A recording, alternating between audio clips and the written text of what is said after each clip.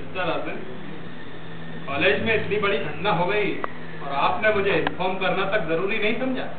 नहीं, ये तो आपके पास आ ही रहे थे।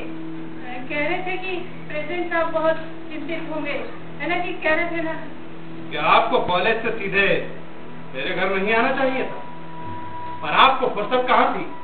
आप तो लगे रहे उस लड़की की रिपोर्ट लिखाने में। रिपोर्ट खुद लिखी है, पर आपने मना भी तो नहीं किया। क्या ये उसका अधिकार नहीं था? उसे रोकना भी आपका फर्ज था। अगर आपकी लड़की पर बलात्कार की कोशिश होती तो भी आप चुप बैठते? मिस्टर अरविंद, तुम भीतर जाओ। लगता है आप उस लड़की की तरफ से बोल रहे हैं। आप चाहे जो समझें। तो क्या राजकुमार के खिलाफ एक्शन लेने की सोच रहे हैं? और अगर नहीं लूंगा तो लड़के मुझे फाड़ करेंगे। मिस्टर अरविंद, आप नहीं जानते मैं अपने बेटे की हरकत पर कितना शर्मिंदा हूँ। कोई भी बात होगा तो उसे अपने किए की सजा भुगतना चाहिए सर। और कोई वक्त होता तो मैं आपकी बात मान भी लेता, पर इस वक्त नहीं। क्यों?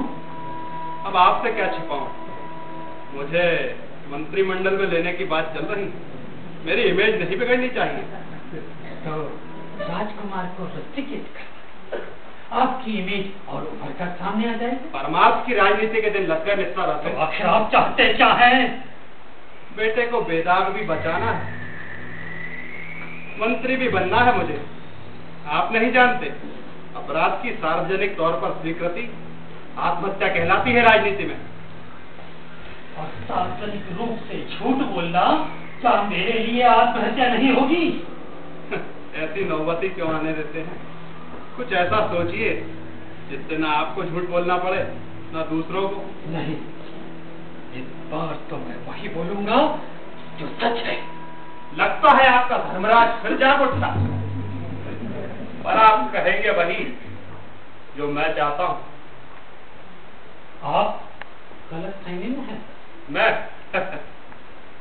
लेकिन कल आप जो कुछ बोलेंगे उस पर विश्वास कौन करेगा? क्योंकि कल तक आप पुलिस हिरासत में होंगे। मैं जा रहा हूँ।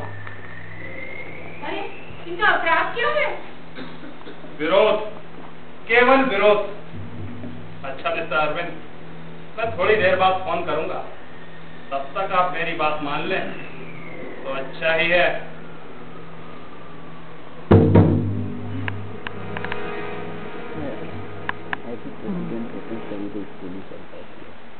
तुमने ऐसा क्या कर दिया जो जेल जाने की नौबत आ गई? क्या मुझ पर विश्वास नहीं है? नहीं, फिर भी मैंने ऐसा कुछ नहीं किया। तो वो प्रेसिडेंट तुमको धमका क्यों रहा था? ये उसके हत्यारे हैं, तुम नहीं समझोगी। लेकिन क्या तुमसे कोई गलती नहीं हो सकती? नहीं, मैं अपना काम ईमानदारी से करता हूँ।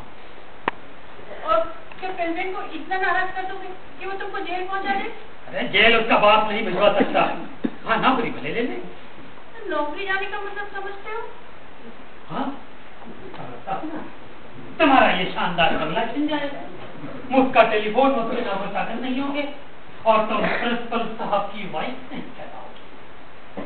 और आज मैं तुम्हारी एक नहीं सुनने वाला लीला, आज तो मैं वही करूंगा जो मेरा मन चाहेगा।